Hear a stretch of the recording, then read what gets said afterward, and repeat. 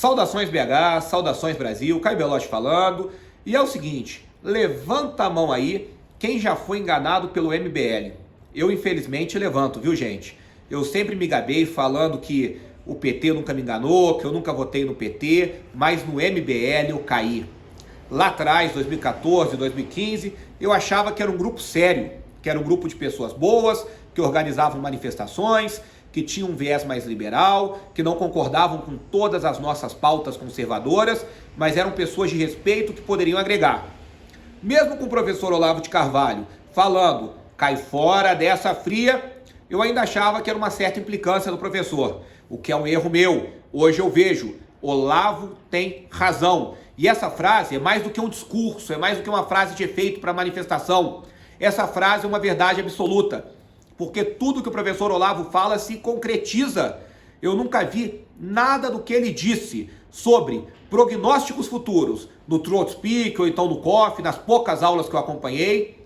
Nunca vi nada ser o oposto do que ele falou. Olavo de Carvalho lá atrás foi contra aquela marcha para Brasília do MBL. Na época eu até discordei dele. E hoje o que eu vejo? Aquela marcha do impeachment que foi feita de São Paulo a Brasília, que foi uma marcha falsa, porque eles não marcharam, eles não caminharam o tempo todo. Tinham ônibus acompanhando, conforme dizem pessoas que participaram da marcha. E eles, em alguns momentos, descansavam e iam sendo levados por esses ônibus. Aquela marcha foi entregar o poder popular das pessoas que estavam na rua se manifestando nas mãos dos políticos, nas mãos do estamento burocrático.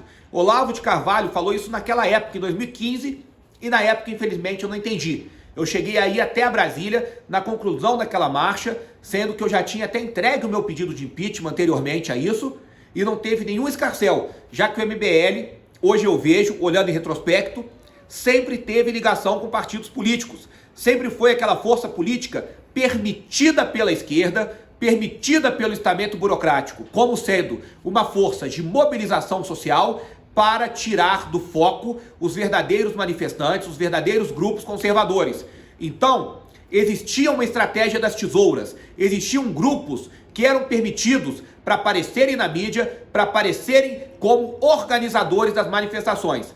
Tanto que os líderes do MBL tinham acesso ao Roda Viva, os líderes do Vem Pra Rua, o senhor Rogério Schecker, tinha acesso ao Roda Viva, tinha acesso à mídia, eram citados pelos nomes, assim como os movimentos, e os grandes outros movimentos de rua, regionais, locais, que é quem segurava as coisas, quem organizava tudo de fato, nunca tiveram esse destaque midiático.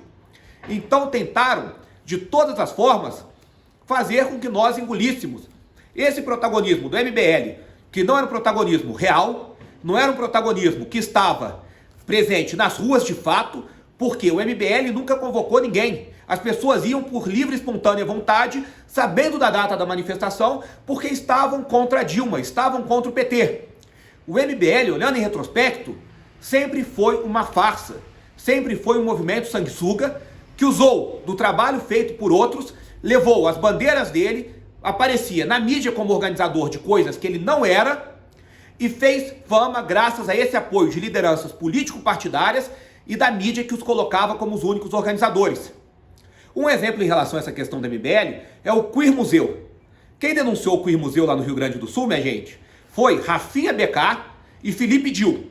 Eu conheço o Felipe Dil, sou amigo dele, eu vivi essa história. O que o MBL fez? Mandou press release para toda a mídia nacional, para toda a grande mídia, falando que a denúncia foi deles. E eles se tornaram protagonistas da denúncia contra o Queer Museu, da denúncia contra aquela manifestação blasfema, satânica, contra aquela manifestação que tinha ideologia de gênero e ofensas a Jesus Cristo, a cristianismo. Então, sempre foi uma farsa o MBL. E eles sempre lutaram pelo estamento burocrático contra a nova política. Eles sempre foram uma força para nos segurar e para adulterar a nossa luta, adulterar os nossos ideais, impedir que chegássemos ao nosso destino. Só que Bolsonaro já havia entendido isso. Tanto que Bolsonaro nunca se bicou com o MBL. E quando foi aceitar o apoio deles no segundo turno de 2018, aceitou com uma foto, mas aceitou de maneira tímida. Aceitou de maneira muito cautelosa. E Bolsonaro logo viu que ele estava certo, porque logo no início do governo, o MBL debandou e se tornou uma das principais forças de oposição. se uniu ao PSOL, se uniu a Tabata Amaral, se uniu a toda a escória da esquerda. E mesmo aquele discurso que eles tinham em relação à questão moral, aquele discurso do Queer Museu de 2017, que eles usaram para angariar apoiadores em um momento de entre-safra das manifestações, eles se despiram daquele discurso e começaram a criar segmentos como MBL e LGBT. Hoje eles mostraram quem eles são.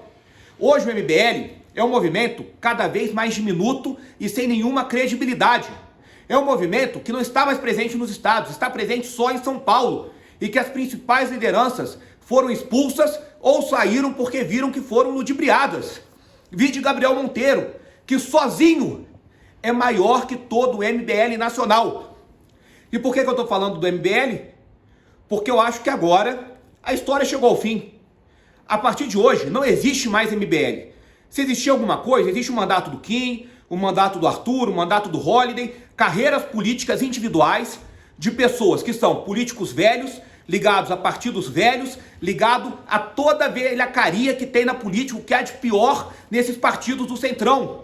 Aliados de Rodrigo Maia, aliados de ocasião de tudo que há de mais podre, de mais sujo na política brasileira, que se dizem jovens, se dizem moderninhos, mas são a expressão do velho estamento burocrático, que em nada diferem de um ACM Neto da vida.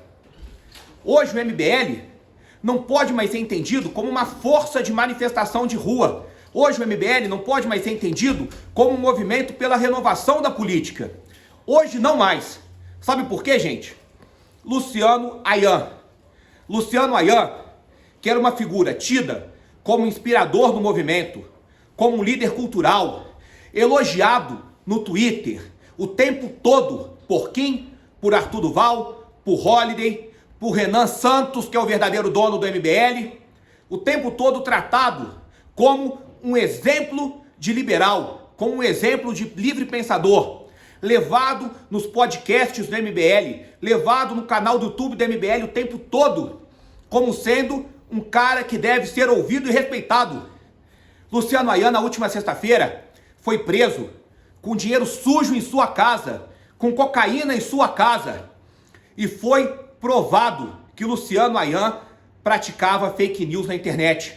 O mesmo Luciano Ayan, que é o cara que embasou o inquérito da fake news do Supremo, que embasou em parte o inquérito das manifestações antidemocráticas no Supremo, porque foi quem muniu Joyce e Frota das informações necessárias para que eles achacassem jornalistas e ativistas na CPI da fake news. CPI esta que tem que ser investigada, porque a própria CPI foi uma fake news. Tem que ter a CPI da CPI. Foi uma CPI baseada em mentiras de um homem que hoje foi provado que é um homem torpe, que é um homem que muniu 2 ressentidos, 2 traidores do governo, 2 traidores do conservadorismo, com informações para destruir o movimento conservador, para impedir que o movimento conservador continuasse forte nas redes sociais, que é a nossa única voz. Pois a velha mídia, que chama Kim Kataguiri no Roda Viva, finge que nós não existimos, e graças às redes sociais, nós quebramos a espiral do silêncio. E eles tentaram trazer de volta o poder da velha mídia, trazer de volta a espiral do silêncio. E o principal artífice disso foi o senhor Luciano Ayan.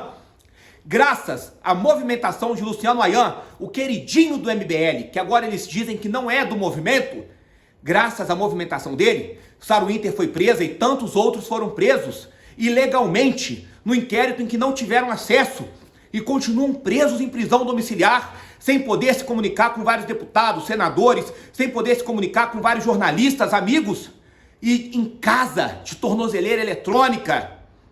Luciano Ayan está provando do próprio veneno e está expondo de uma vez por todas quem é o MBL. Hoje, cada vez mais nós vemos, o MBL não é um grupo militante da direita. O MBL é um dos maiores inimigos que a direita já teve no Brasil. Forte abraço.